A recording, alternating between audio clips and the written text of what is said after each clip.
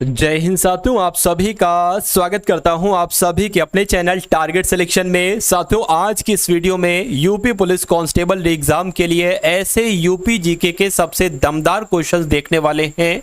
मेरा मानना है कि अगर आप इन सवालों को देख लेते हैं साथियों, अपने मनोमस्तिष्क में इनको फीड कर लेते हैं, तो आपको कोई दुनिया की ताकत नहीं रोक सकती यूपी पुलिस कांस्टेबल के एग्जाम को क्रैक करने के लिए। तो साथियों, कुछ चुनिंदा इंपॉर्टेंट क्वेश्चंस मैं आपके लिए लेकर आया हूं परीक्षा से पहले। अगर आपने एंट्री की है इस वीडियो में, तो साथियों इस वीडियो के सभी प्रश्नों को तैयार कीजिएगा। आपको यहां से सभी क्वेश्चन साथियों एक तरीके से देखने को मिलेंगे। तो पहला सवाल आपकी स्क्रीन पर है साथियों। देखिए, क्लास में अगर आपने एंट्री की है तो पूरा एक तरीके से पूरा ज्ञान यूपी जीके का लेकर जाइएगा, क्योंकि अधूरा ज्ञान बहुत खतरनाक होता है साथियों। पहला सवाल आपकी स्क्रीन पर है कि उत्तर प्रदेश भारत के किस ओर स्थित है। तो भाई, उत्तर प्रदेश भारत के उत्तर में स्थित है, तो इसको क्या कहा जाता है? उत्तर प्रदेश इसलिए कहा जाता है। मध्य प्रदेश की अगर बात करें तो मध्य प्रदेश साथियों मध्य में, बिल्कुल भारत के मध्य में स्थित है, इसलिए उसको मध्य प्रदेश कहा जाता है। तो ये ट्रिक से भी आप लोग ध्यान कर सकते हैं। उसके बाद देखिए कि सर्वाधिक क्षेत्रफल वाला जिला कौन सा, यानी कि यूपी में 75 जिले हैं, तो एक ऐसा जिला कौन सा है जिसका सबसे ज्यादा क्षेत्रफल है? तो मैं कहूंगा लखीमपुर खीरी का सबसे ज्यादा क्षेत्रफल है। उसके बाद देखिए, रानी लक्ष्मीबाई बांध साथियों कहां पर है? ये डायरेक्ट आपसे पूछा जाएगा, तो आप लोग ध्यान रखेंगे रानी लक्ष्मीबाई बांध किस नदी पर है? तो ये बेतवा नदी पर है। आंसर आपका जाना चाहिए ए के साथ। अब उसके बाद देखिए, अगला सवाल है कि उत्तर प्रदेश राज्य का पुनर्गठन कब हुआ? ये डायरेक्ट आपसे पूछा जाता है और यूपी के एग्जाम में स्पेशली ये क्वेश्चन बहुत आपसे पूछा जाता है।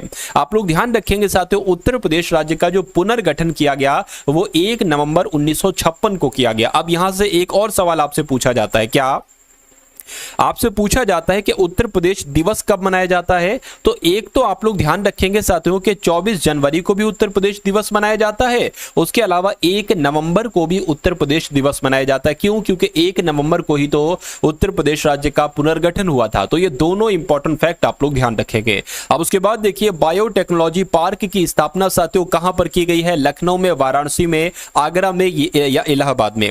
तो अगर बात करें साथियों कहां पर की गई है? लखनऊ में। तो मैं कहूंगा बिल्कुल सही आपका आंसर हो जाएगा, यानी कि बायोटेक्नोलॉजी पार्क की स्थापना लखनऊ में की गई है। साथियों, ये सभी के सभी क्वेश्चन आपको याद नहीं करना पड़ेंगे, आपके खुद ब खुद साथियों मनोमस्तिष्क में ये स्टोर हो रहे हैं। आपको मालूम पड़ रहा हो या ना मालूम पड़ रहा हो कि ये क्वेश्चन कहां जाने, लेकिन एक मस्तिष्क के किसी ना किसी कोने में आपके स्टोर हो रहे हैं। और मेरा मानना है कि जब एग्जाम हॉल में आपके स्क्रीन पर या आपके पेपर प्रश्न पत्र में आपके सामने जब ये क्वेश्चंस आएंगे, तो तुरंत साथियों आपका मस्तिष्क उसका राइट आंसर सबसे पहले जब निगाह जहां पर जाएगी, तो साथियों जो भी आपका दिल कहेगा कि भाई ये इसका राइट आंसर है, तो वही इसका राइट आंसर होगा। देखिए, उत्तर प्रदेश में बायोटेक पार्क की अगर बात करते हैं साथियों, तो ये भी लखनऊ में है। आंसर आपका अगर है ऑप्शन नंबर सी, तो मैं कहूंगा बिल्कुल करेक्ट है। भारतीय दलहन शोध संस्थान साथियों ये कहां पर स्थित है? तो ये कानपुर में है। क्या ये कानपुर में है? अगर आपसे पूछा जाए कि भारतीय दलहन शोध संस्थान कहां पर है, तो कानपुर में है। चलिए, उसके बाद देखिए कि निम्नलिखित में से कौन सी अनुसूचित जनजाति बिजनौर जिले में साथियों निवास करती है? तो कौन सी अनुसूचित जनजाति बिजनौर जिले में निवास करती है? तो बा से बिजनौर और बा से बोक्सा, यानी कि मैं कह सकता हूं कि जो बोक्सा जनजाति है ये बिजनौर जिले में ही साथियों निवास करती है। सभी के सभी साथियों बहुत शानदार मैं क्वेश्चंस आपके लिए लेकर आया हूं, और मेरा मानना है साथियों इस टारगेट सिलेक्शन पर अगर आप लोग नए हैं तो इसको तुरंत सब्सक्राइब कर लीजिए, क्योंकि आपके एग्जाम के लिए अब समय बहुत अधिक नहीं बचा है। तो जितने गिने चुने दिन बचे हैं, मैं आपको गिनी चुनी वीडियोस दूंगा, और मेरा मानना है कि उन गिनी चुनी वीडियोस से आपका एग्जाम साथियों पास हो जाएगा। आप कम से कम जो आपकी फाइनल लिस्ट होगी ना, उसमें आपका रोल नंबर जरूर लिखा होगा, ठीक है ना। तो कुल मिला के साथियों डेली टारगेट सिलेक्शन 5 क्लासेस आपको दे रहा है। क्या मेरी साथियों 5 क्लासेस डेली मैं आपको देता हूं, रिकॉर्ड करके बनाकर आपको देता हूं। मेरा मानना है कि अगर उन सभी वीडियोस को आप देखेंगे अपने एग्जाम तक, और जो पिछले लगभग 1 हफ्ता की क्लास है, 1 हफ्ते की क्लास और आने वाले दिनों की क्लास, अगर ये सभी कुछ अगर आप तैयार कर लेते हैं, तो मेरा मानना है कि एग्जाम की तो बुनियादें हिला देंगे आप साथियों एग्जाम हॉल में। चलिए, अब 9वें नंबर का सवाल है कि एक नारा है दिल्ली चलो, ये पहली बार उत्तर प्रदेश के किस जिले में दिया गया था, मुझे बताइए। तो ये सबसे पहले कहां पर दिया गया था साथियों? मेरठ में दिया गया था। राइट आंसर आपका जाएगा ए के साथ। अगला सवाल है कि उत्तर प्रदेश के किस जिले से 4 राज्यों की सीमाएं सटती है? बहुत इंपॉर्टेंट क्वेश्चन है, बताइए। चलिए, देखिए अगर बात करते हैं साथियों, यहां पर एक उत्तर प्रदेश का शहर है जिसका नाम है सोनभद्र। एक सवाल आपसे बनता है कि यूपी का सबसे दक्षिणी जनपद कौन सा है?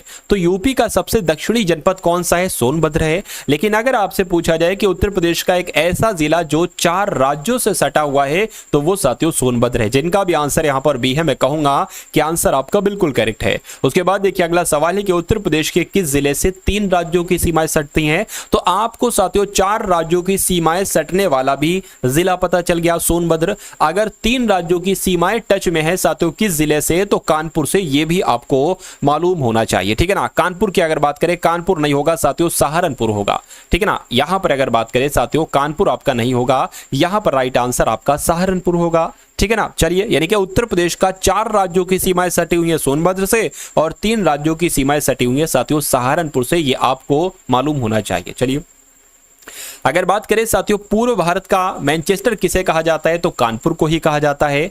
खिलौनों का उत्पादन कहां किया जाता है साथियों? तो मेरठ में किया जाता है। उसके बाद देखिए अगर बात करें उत्तर प्रदेश के कौन से जिले में सबसे ज्यादा वन है? तो सोनभद्र में है। उसके बाद देखिए अगला सवाल है कि उत्तर प्रदेश सरकार के द्वारा चलाई जा रही कल्प शिक्षा योजना ये किससे संबंधित है, मुझे बताइए। तो अगर बात करते हैं साथियों ये किससे संबंधित है? ये प्राथमिक विद्यालयों से संबंधित है, यानी कि आंसर आपका जो जाना चाहिए वो ऑप्शन नंबर सी के साथ जाना चाहिए। उसके बाद देखिए उत्तर प्रदेश में किस वर्ष स्कूल हेल्थ कार्यक्रम साथियों आरंभ किया गया, मुझे बताइए। तो अगर बात करते हैं यहां पर आप लोग ध्यान रखेंगे 2008 की अगर बात करते हैं तो उत्तर प्रदेश में साथियों 2008 में स्कूल हेल्थ कार्यक्रम आरंभ किया गया। राइट आंसर आपका जो जाना चाहिए वो ऑप्शन नंबर डी के साथ जाना चाहिए। उसके बाद देखिए अगला सवाल है कि उत्तर प्रदेश राज्य में उर्दू प्रशिक्षण एवं अनुसंधान केंद्र ये साथियों कहां पर है? ये लखनऊ में है, इलाहाबाद में है, वाराणसी में, या साथियों फैजाबाद में है, मुझे बताइए। तो अगर बात करिए कहां पर है, ये लखनऊ में है। तो जिनका आंसर जो लोग भी यहां पर हैं ऑप्शन नंबर ए के साथ, मैं कहूंगा कि आपका आंसर बिल्कुल करेक्ट है। चलिए,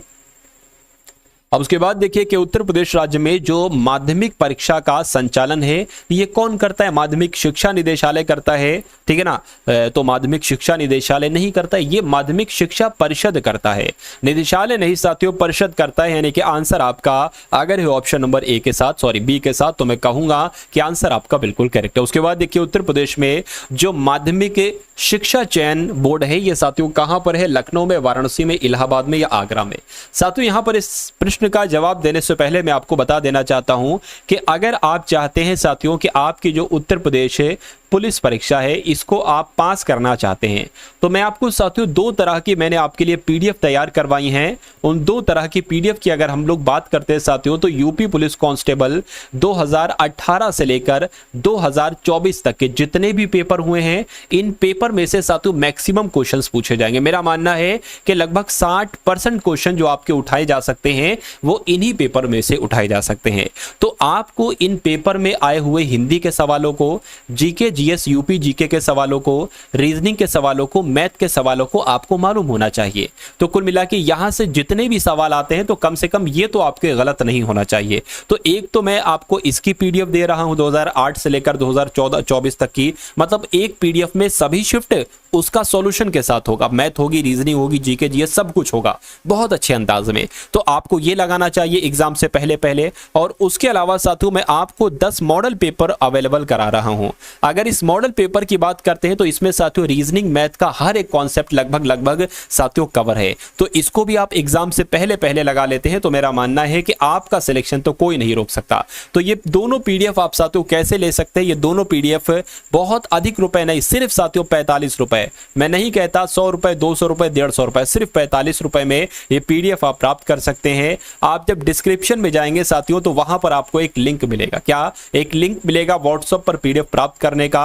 उसमें साथियों आप क्या करेंगे, जब आप साथियों वहां पर क्लिक करेंगे तो अगर बात करें आप हमारे डायरेक्ट व्हाट्सएप पर आ जाएंगे साथियों, तो वहां पर आप क्या कर सकते हैं, वहां पर आपको एक बारकोड दिया जाएगा, उसमें 45 का पेमेंट करके स्क्रीनशॉट भेजना है तो दोनों पीडीएफ आपको तुरंत भेज दी जाएंगी। उसके अलावा साथियों अगर बात करें नंबर की, अगर बात करें साथियों टीम का, इस नंबर की अगर बात करें साथियों, देखिए जब आप लिंक पर क्लिक तब भी आप डायरेक्ट इस व्हाट्सएप नंबर पर पहुंच जाएंगे, लेकिन अगर आपको नहीं लिंक मिल रहा है तो साथियों इस नंबर पर आप जो है ना व्हाट्सएप मैसेज करेंगे, कॉल नहीं करेंगे, व्हाट्सएप मैसेज करेंगे साथियों, ठीक है ना। और आप पीडीएफ के लिए कहेंगे तो पीडीएफ पेमेंट करके पीडीएफ आपको साथियों मिल जाएगी। तो अब अगर बात करते हैं साथियों इस प्रश्न की, तो आप लोगों को मालूम होना चाहिए कि उत्तर प्रदेश में जो माध्यमिक शिक्षा चयन बोर्ड है ये इलाहाबाद में है। ये कहां पर है साथियों? इलाहाबाद में। क्वेश्चन बहुत इंपॉर्टेंट था। उसके बाद देखिए उत्तर प्रदेश राज्य लोकसभा में कितने प्रतिनिधि भेजता है साथियों? तो अगर बात करते हैं उत्तर प्रदेश की लोकसभा में कितने भेजता है साथियों, तो मैं कहूंगा 80 सदस्य भेजता है। एक तरीके से साथियों 80 प्रतिनिधि भेजता है। आंसर आपका जाएगा ऑप्शन नंबर ए के साथ। अब उसके बाद देखिए उत्तर प्रदेश की विधायिका में कितने सदन है आपसे पूछा जा रहा है साथियों, देखिए और मुझे बताइए राइट आंसर क्या होगा। चलिए देखिए, एक तो विधानसभा है, क्या एक साथियों आपका विधानसभा है, और एक क्या है, एक आपके साथियों विधान परिषद है,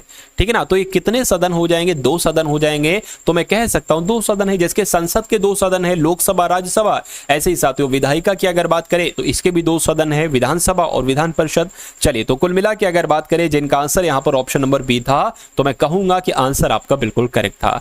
उत्तर प्रदेश की विधानमंडल की स्थापना साथियों कब हुई थी मुझे बताइए? तो 1887 आप लोगों को याद रखना है, क्योंकि उत्तर प्रदेश की विधानमंडल की स्थापना 1887 को ही हुई थी। उसके बाद देखिए उत्तर प्रदेश सहित सभी राज्य कार्यपालिका के शीर्ष प्राधिकारी की नियुक्ति कौन करता है? यानी कि अगर बात करते हैं उत्तर प्रदेश के साथ साथ सभी राज्यों की कार्यपालिका के जो एक तरीके से जो टॉप ऑफिसर्स होते हैं, इनकी नियुक्ति कौन करते हैं साथियों? तो राष्ट्रपति करते हैं। ये आप सभी लोगों को मालूम होना चाहिए।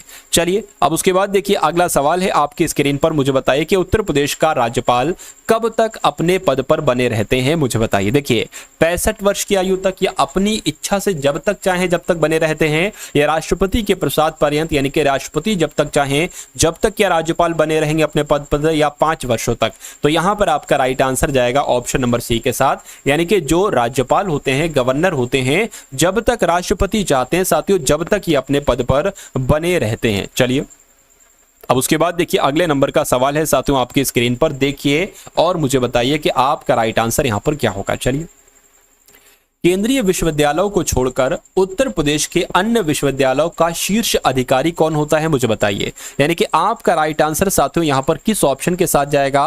क्या आपका बिल्कुल करेक्ट आंसर हो पाता है बताइए। तो अगर बात करते हैं साथियों राज्यपाल आपका जो सही जवाब होगा, तो बिल्कुल राइट आंसर आपका राज्यपाल के साथ ही जाएगा। उसके बाद देखिए अगला सवाल है कि उत्तर प्रदेश के प्रथम राज्यपाल कौन थी मुझे बताइए। तो जब साथियों बात करते हैं कि उत्तर प्रदेश की पहली राज्यपाल कौन थी, तो श्रीमती सरोजनी नायडू ही यूपी की पहली राज्यपाल थी। आप सभी लोगों को यहां पर मालूम होना चाहिए, आपको साथियों याद रखना है। उसके बाद देखिए अगला सवाल है आपके स्क्रीन पर कि गवर्नर द्वारा जारी किया गया अध्यादेश किसके द्वारा मंजूर किया जाता है? तो किसके द्वारा साथियों? राष्ट्रपति के द्वारा, विधानमंडल के द्वारा, विधानसभा के द्वारा, या मुख्यमंत्री के द्वारा? तो मैं कहूंगा साथियों विधानमंडल के द्वारा मंजूर किया जाता है। राइट आंसर आपका जाना चाहिए ऑप्शन नंबर बी के साथ। उसके बाद देखिए राज्यपाल राज्य में किसका प्रतिनिधि करते हैं बताइए। तो किसका प्रतिनिधि? देखिए राज्य जो आपके एक तरीके से राज्यपाल की यहां पर जिक्र किया गया है, राज्यपाल राज्य में किसका प्रतिनिधि करते हैं? तो मैं कहूंगा साथियों राष्ट्रपति का प्रतिनिधि करते हैं। राइट आंसर आपका जो जाना चाहिए वो ऑप्शन नंबर ए के साथ जाएगा, और जिनका आंसर ए था तो बिल्कुल करेक्ट था। किसी राज्य में राज्यपाल की नियुक्ति की न्यूनतम आयु क्या होती है? यानी कि राज्यपाल बनने के लिए कितनी न्यूनतम आयु चाहिए होती है, ये आपसे पूछी जा रही है। देखिए अगर बात करते हैं साथियों, चाहे राष्ट्रपति बनना हो तब भी साथियों 35 वर्ष उम्र, चाहे राज्यपाल बनना हो तब भी 35 वर्ष उम्र, या अगर प्रधानमंत्री बनना हो साथियों तो 25 वर्ष उम्र, या मुख्यमंत्री बनना हो साथियों उसके लिए भी न्यूनतम उम्र 25 वर्ष। तो ये आप लोग ध्यान रखेंगे। उसके बाद देखिए राज्यों के गवर्नर संविधान के अंतर्गत किसके प्रति अपने आचरण के लिए उत्तरदायी होते हैं? सवाल आपसे पूछा जाएगा। तो अगर बात करते हैं आप लोग ध्यान रखेंगे राष्ट्रपति आपका सही जवाब होगा, यानी कि राज्यों के गवर्नर संविधान के अंतर्गत राष्ट्रपति के प्रति अपने आचरण के लिए उत्तरदायी होते हैं। उसके बाद देखिए गवर्नर द्वारा जारी किया गया अध्यादेश किसके द्वारा मंजूर किया जाता है साथियों? तो किसके द्वारा एक तरीके से अगर बात करें मंजूर किया जाता है तो ये तो साथियों विधानमंडल के द्वारा मंजूर किया जाता है, अभी मैंने आपको बताया था, ठीक है ना। उसके बाद देखिए और विधानमंडल में आपका विधानसभा भी आ जाएगा और विधान परिषद भी आ जाएगा।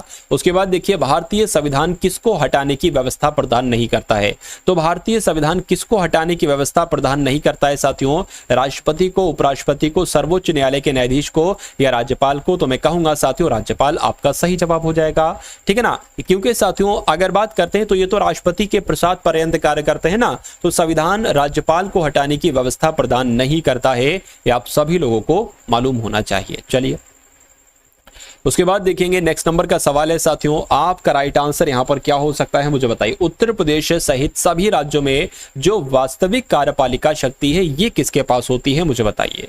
चलिए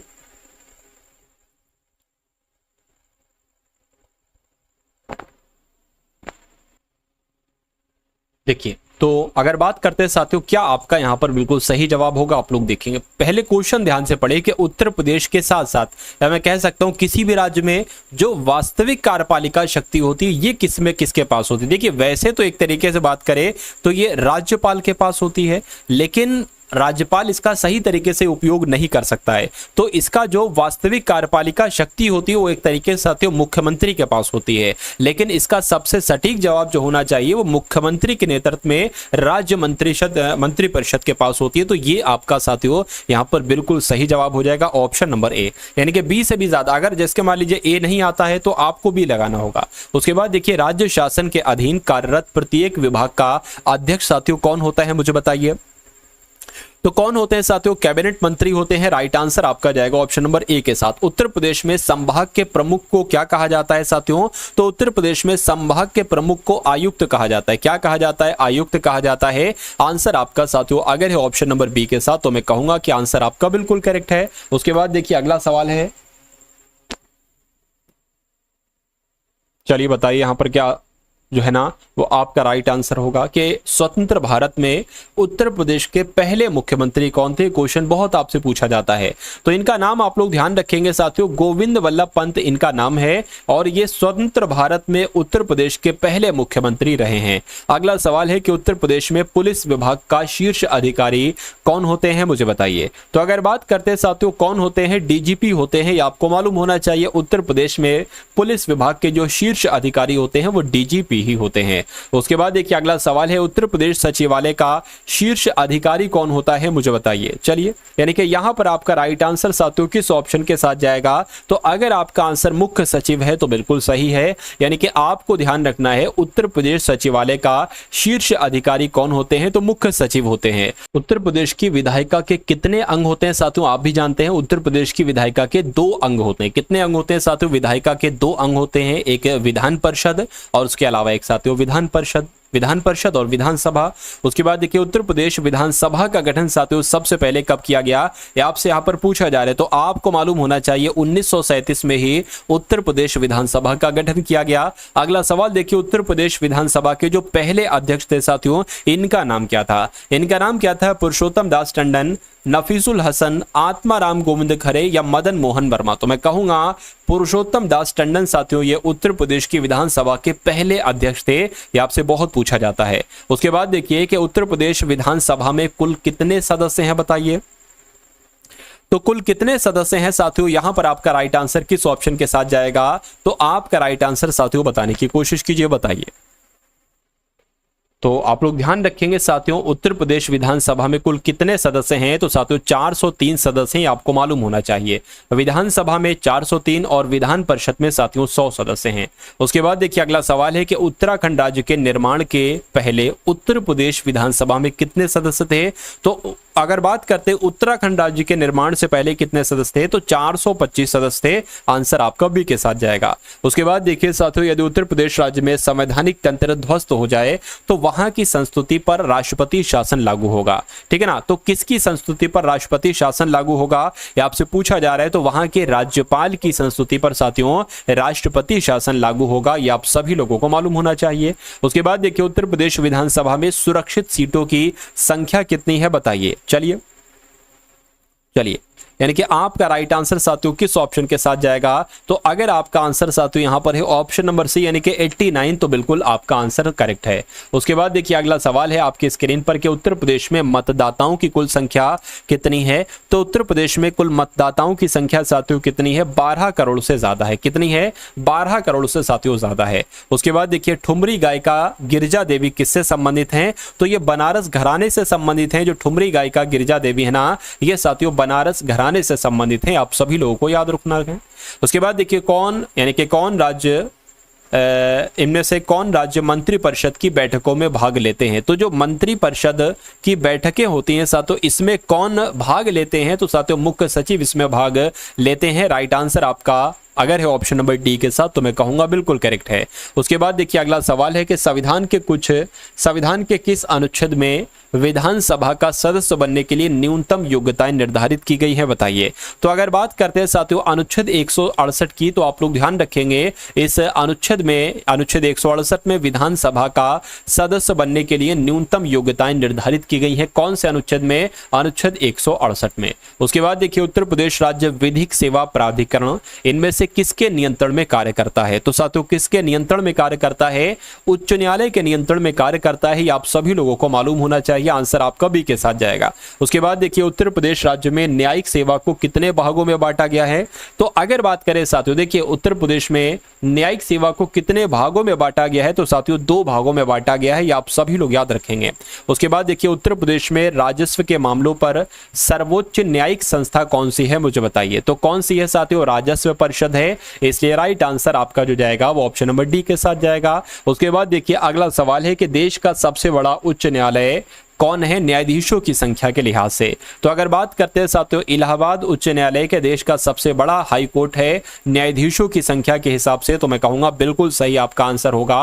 आंसर आपका बी के साथ जाएगा। भाई बहुत बढ़िया, वेरी गुड क्लास। चलिए उसके बाद अगर यहां पर बात करते हैं कि उत्तर प्रदेश में लोकायुक्त की नियुक्ति कितने वर्षों के लिए की जाती है, ये आपसे यहां पर कुल मिला के पूछा जा रहा है। तो 5 वर्षों के लिए की जाती है। अगला सवाल देखिए उत्तर प्रदेश राज्य में इनमें से किसे लोकायुक्त की परिधि में रखा गया है? तो साथियों मंत्रियों को रखा गया है, राज्य मंत्रियों को रखा गया है, राज्य सरकार के अधीन कार्यरत अखिल भारतीय सेवा अधिकारियों को रखा गया है। यानी कि आंसर आपका जाएगा डी के साथ। उसके बाद देखिए उत्तर राज्य में सत्र न्यायाधीश यानी कि सेशन जज की नियुक्ति किस मंत्रालय में होती है? तो इनकी नियुक्ति किस मंत्रालय में होती है? जिला न्यायालय में होती है। ये आप लोग ध्यान रखेंगे।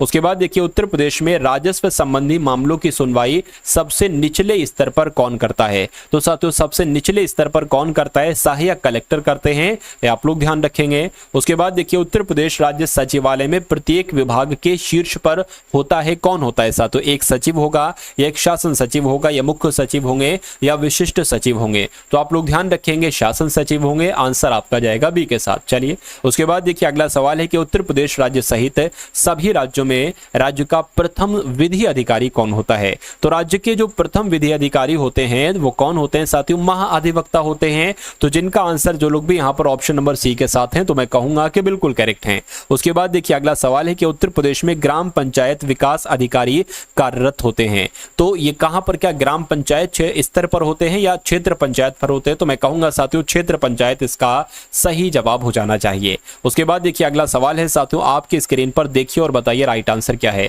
उत्तर प्रदेश के पंचायती राज के प्रशासकीय ढांचे में शीर्ष पद अधिकारी साथियों कौन है? चलिए तो कौन होते हैं साथियों? निदेशक पंचायती राज होते हैं। आंसर आपका जाएगा सी के साथ। अब उसके बाद देखिए अगला सवाल है आपकी स्क्रीन पर, अंतिम सवाल आपकी आज के इस क्लास का, कि उत्तर प्रदेश में पंचायत चुनावों की अधिसूचना इनमें से कौन जारी करते हैं? तो अगर बात करें साथियों कौन जारी करते हैं, तो राज्य चुनाव आयोग जारी करते हैं। राइट आंसर अगर आपका है ऑप्शन नंबर डी, तो मैं कहूंगा कि आंसर आपका बिल्कुल करेक्ट हो जाता है। तो अगर बात करें साथियों टारगेट सिलेक्शन पर, अगर आप लोग नए हैं, अगर आपने चैनल को सब्सक्राइब नहीं किया तो तुरंत साथियों चैनल को सब्सक्राइब कर लीजिए, क्योंकि आपके एग्जाम के लिए पूरी जान लगा देंगे, आपको पास कराने के लिए पूरी जान लगा देंगे। सभी इंपॉर्टेंट क्वेश्चंस होंगे जो डायरेक्ट आपको एग्जाम में देखने को मिलेंगे। साथियों अगर वीडियो को लाइक नहीं किया तो तुरंत वीडियो को लाइक कर दीजिए। डिस्क्रिप्शन में साथियों एक व्हाट्सएप ग्रुप है यूपी पुलिस वालों के लिए, तो उसको साथियों आप लोग ज्वाइन कर लेंगे। वहीं पर ये सभी क्लासेस का लिंक मैं डाल देता हूं और जो कुछ इंपॉर्टेंट चीजें होती है वो भी साथियों डाल देता हूं। उसके अलावा साथियों यूपी पुलिस कांस्टेबल प्लेलिस्ट आप लोग देखेंगे क्या?